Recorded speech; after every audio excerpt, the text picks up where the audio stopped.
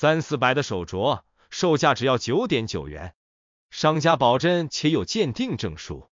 你会不会以为商家赔本赚吆喝，花钱换流量？最近听说有人在搞9.9元的手镯，一天就能净赚5000加，好的时候直接过万。我寻思9.9元的手镯肯定是假货吧？这种挂羊头卖狗肉的项目可容易被抓呀。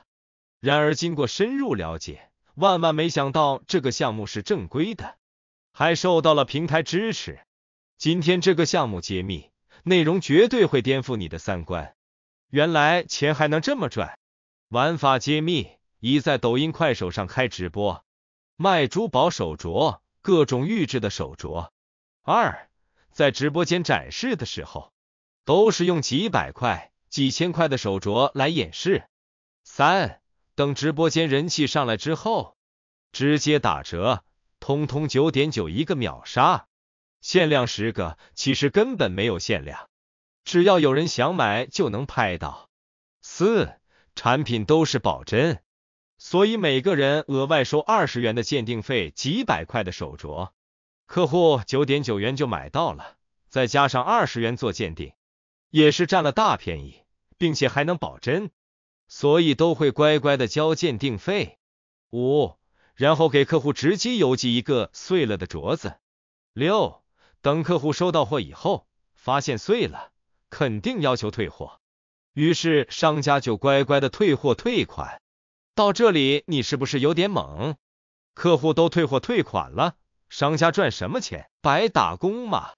当然不是了，退货退的是产品的钱，9.9元。至于鉴定费20元，抱歉，是不能退的。如果客户不退货，而是换货的话，需要再交20元，鉴定另一个手镯的费用。所以到这里，大家应该都明白了吧？商家首先采用超低价的方式，将原价大几百的手镯以9.9元的价格销售，吸引一大批流量和用户，然后再以各种借口收取鉴定费，接着随便邮寄一个碎了的手镯过去，就等着客户收到以后进行退款。因为商家赚的就是你的鉴定费。更重要的是，平台是支持鉴定费无法退款的，你就算投诉也没有任何影响。这个年头，骗子套路太多了，就像本视频中揭秘的套路，就是利用了平台的漏洞和人性的贪婪。你以为你薅到羊毛，其实是入了别人的圈套。